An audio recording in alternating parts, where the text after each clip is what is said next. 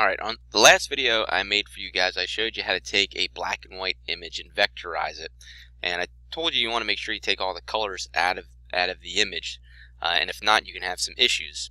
And so I wanted to show you, if you do use a colored image, what could happen, and then you're going to have some issues, and you have to go backtrack and either find a black and white image or convert some things on Photoshop.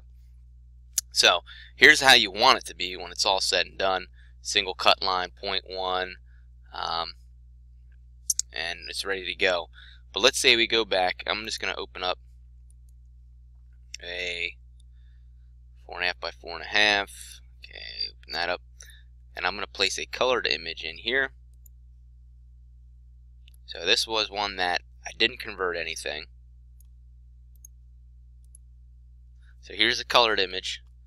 Let's make this a little larger.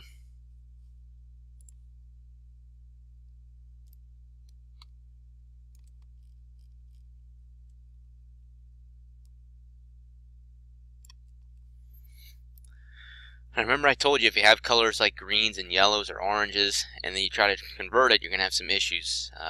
The darker colors will probably stay here. We'll see what happens.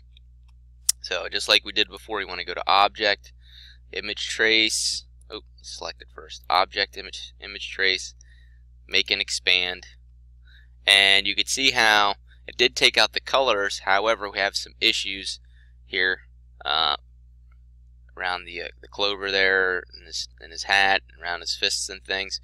So obviously this image did need some editing, and edited in Photoshop like we did before we do this. Because if you get an image like this, and I'll just take you through the rest of the process, so you can see it's definitely not nearly as clean as the previous image that was up.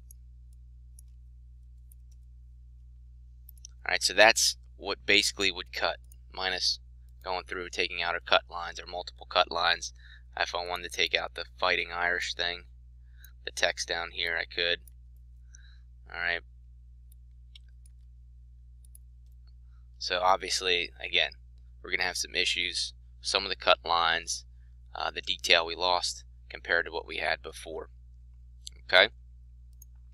So that looks much better, a lot more detail, especially in the face, up here in the hat, compared to this. Alright, so that's what I'm saying. You want to make sure you find a black and white image. You do some editing beforehand.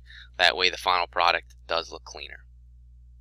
Alright, again, if you have any questions as you're going through that process, just ask a classmate or ask your instructor if he's available.